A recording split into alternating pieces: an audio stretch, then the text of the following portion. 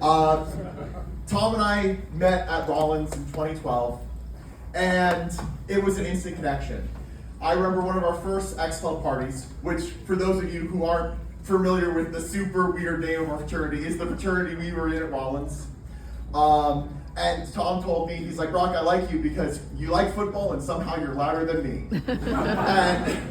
and from that point on, Thomas and I were great friends. We spent most nights together at Rollins, drinking and avoiding studying, talking about football and listening to him rant about how great Aaron Donald was. This was before he was drafted, so if you never knew, Thomas's real calling and special skill was scouting defensive linemen. If only Ryan Poles would have been able to hire him as a scout. Tom and I started off kind of in this seemingly meaningless relationship where we talked about stuff like football, like random TV shows, and played drinking games. But Tom always had such a strong moral compass. And I remember at my lowest point when people wanted to exclude me from things, that Thomas made sure to say that if Brock's not there, I'm not there. Because he always knew what was right and wrong for him. And then graduation came. Tom walked across the graduation stage actually in my row because, foolishly, prior he put his own into the dryer and turned it into a ball of polyester. So, Michelle, I'm sorry to break it to you, but that's actually my graduation gown you have in your place, not Thomas's. His is ruined. And, you know, the friendship could have ended there. I had a lot of people from college that I cared a lot about that I didn't stay connected. But for those of you who know Thomas, you know how good he was at keeping people connected. He loved making connections and keeping those going. And so that next fall, while he moved off to Chicago, and I stayed in Orlando for another year, I ended up flying out here, getting to meet the Byrnes, hear all about Tom's role in Cats, and then getting to hear about how his childhood nickname from Miles was Tomit, which then became a nickname that I used for him constantly. And we ended up going to a Bears game. He also came to visit me in Florida, where we ended up trying to go to a Buccaneers-Bears game, but then when we saw the ticket prices were over $300 per, we told them, do you know which teams are playing? These teams aren't good. And after that, Tom was so good at starting traditions. Not only did he start a fantasy football league with a lot of our guys from our fraternity that's still going to this day and will be named in his honor moving forward, but he also started us doing football trips. So at that point, I was living in Boston, and Farron and Jack came out to join us for a Patriots game. We had the most depressing tailgate of all time. We had about a handle or two in the trunk of Farron's car and some beers. And then when we get to the game, because we haven't bought the tickets yet, we realized that, the only tickets we can get, there are 3 good tickets together. There were 4 of us.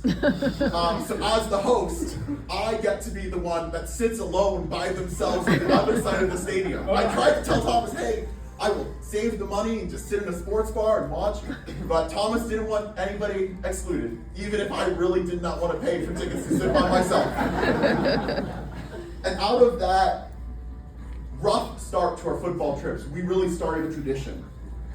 In 2016, we went to the Meadowlands, where Tom made a point to prove to Farron that even though Farron had bought this delicious, authentic New York style pizza, that the Domino's cheesy bread that Thomas bought was way better than how good that New York City Domino's is. In 2016, we all got to come out here, or 2017, we all got to come out here for a Bears game, and Thomas got to lead into one of his favorite jokes, which is that my friend over there, Farron, our fraternity brother, looks very similar to Tom, and that Farron was his lost brother. And from that moment on, he took a picture of Farron and Tom to all our football games and would show them to random people and be like, this is Farron's dad. In fact, I know it was part of his plans for when Farron gets married next week to take that picture and show the family and see what kind of resemblance they all see between the two.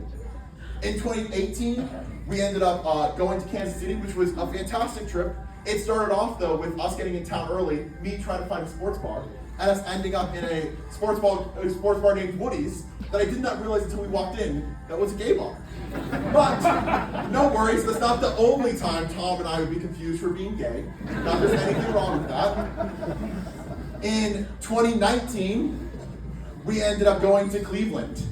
And when we were in Cleveland, we were tailgating with these friends of a friend who had this great Sprinter van all set up with all these fancy TVs. Over $100,000 Sprinter van. Of course, they forgot to bring their plug. But Thomas made sure that even though we couldn't watch those TVs, that we still had a great time by accepting a bet from one of our friends that he wouldn't jump on a moving train. And so he did. Of course, while he did that, he was totally safe, except for his pants. He ripped his pants right in the crotch, and surprisingly, they didn't have pants vendors at the tailgates. So he walked around the rest of that day with a hole in his pants, but didn't bother Thomas. Thomas was fine no matter what. And then 2021, we ended up going to Vegas, where Thomas found his love for Pai Gow and stayed at the Pai Gow table basically the entire time. And then afterwards, we went to Buffalo, where I was living at the time, and did the coldest tailgate of all time.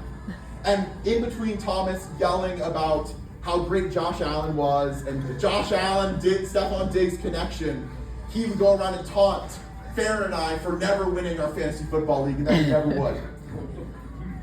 In 2022, we ended up going to Tampa to see Brady's last year with the Buccaneers. The highlight of that trip was there was a promo that if the Buccaneers scored more than 21 points, that we got to go to Busch Gardens. And if you didn't know, Thomas loved roller coasters.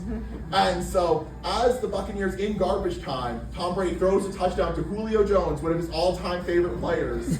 Thomas rips off his shirt, runs down the aisle, high-fiving people when no one else cares because the game is long over. But hey, we were going to Busch Gardens, that was all he needed. In 2023, we went to Pittsburgh, where one of the highlights was the fact that Thomas stopped drinking as much at that point, and so he became a little bit of a lightweight. So as the night advances, Thomas is more drunk than the rest of us, and he decides it is time to go home. So Thomas leaves the bar, he walks out. About an hour later, we're leaving the bar and run back into him. And we're like, what's going on? And he's like, do you need us to take it home? He's like, no, I'm on my way. And he goes back, trying to walk up Mount Washington, where our Airbnb was, ends up following some train tracks, getting covered in dirt as he falls a few different times, and walking through a tunnel that was not meant for pedestrians. Oh my God. Getting picked up by a tow truck and dropped off at our Airbnb. And of course, in typical Tom fashion, even though he just did this thing that others would be embarrassed about, he's there laughing at himself. Because that was one of Thomas's greatest strengths. He never took himself too seriously. In Detroit in 2024, our last football trip, we, during the start of the day, our friend Farron was having issues with the tickets, and I was playing Farron in our fantasy football playoffs at that point. And I told Thomas, I was like, hey, seems like this is not meant to be Farron's day. And so Thomas goes ahead and places a parlay bet for all of my players to score. And as we're there watching the Bills play the Lions, and Gibbs crosses the goal, across the end zone to score a touchdown, Thomas and I are just yelling like maniacs at Farron for him hitting a huge bet and me finally winning a playoff game. Thankfully, on my way to winning our fantasy football championship, which I'm so glad I got to do with Thomas, even though he was very glad we didn't play the championship, because as he would remind you, he was 4-0 in the championship games there. Never lost. But thankfully, I didn't just have these trips with Thomas. I also had many others. We ended up going to Cedar Point with Jack, where we realized that single riders at amusement parks are typically some of the weirdest people. We went to a Rollins reunion with Cassie, where I got to win a bench press competition with some current ex-clubbers, while Thomas watched and envy. And we went to Six Flags, where if you didn't know, one of the reasons why Thomas loved roller coasters was because he was terrified of heights. And at the top of the Superman ride in Six Flags, our roller coaster gets stopped. And Thomas and I are sitting there just looking straight down over 100 feet. And I'm like, oh, hey, Thomas, how you doing? He's like, not good, Brock, not good, which made me enjoy it so much more. But my favorite trips of all were when we came to Chicago.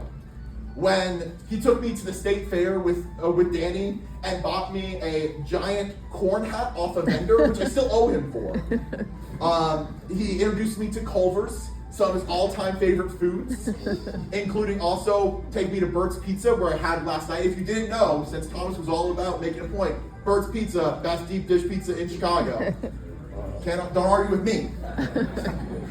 We also did a Milwaukee Ave bar crawl with Milk Dud, which was a great time, and then discovered Brando's Speakeasy, Thomas's favorite karaoke bar in downtown Chicago.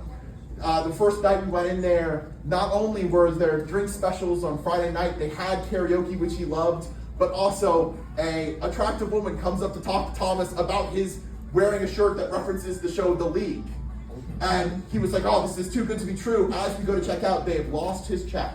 And he does not have to pay a dime. And Thomas and I continued to have a running joke for a while. The next time we'd go back, there would be some homeless man who would tell us that bar was closed for 20 years because it was too good to be true.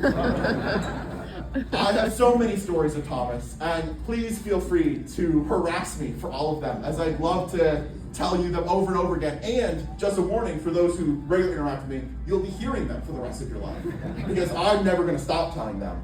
But I'll tell one more. While we were also at Brando's one night, we're waiting for Cassie to join us. This older lady comes up to our table where we're sitting, and she's like, you two make the most handsome couple. Thomas and I laugh, and we're like, oh, thank you. We're actually waiting for our female friend to join us. So she goes back to the bar, has another drink. During that time, another friend that I had invited who lived in the city at that point, male friend, comes to join us. On her way out, that old lady crosses again and is like, oh, I see your female friend is here too. You all have a great rest of your night. And of course, Cassie walks in like 2 minutes later. Thomas really was such a special guy, and I'm gonna love him for the rest of my life, and he'll always be my best friend. And as I was sharing with the Byrnes last night, something I keep thinking about a lot of times, and I'd love to share with you all, something I learned from Thomas's life himself, which was Thomas was really close with his grandfather. And when his grandfather passed, Thomas kind of withdrew. He pulled back from a lot of stuff. And then what really shook him out of that was being able to go out and be the social butterfly that Thomas was, making those connections. And so I want to share with you all the lesson that I learned from that experience, which is it's normal to grieve. We all need to grieve. This is so depressing. But grieve together. Don't isolate yourself. Find people to lean on who you can share your grief with, because everybody in this room is grieving one of the best people I've ever met. So smart, so funny, and damn was he a good karaoke singer. I'm gonna go out to Brando's tonight, and I'm gonna sing some Creed in his honor. Love that. Because there's nothing he liked like belting out, hold me now, I'm 6 feet from the edge, and I'm thinking maybe 6 feet ain't so far down. Love you, Brock.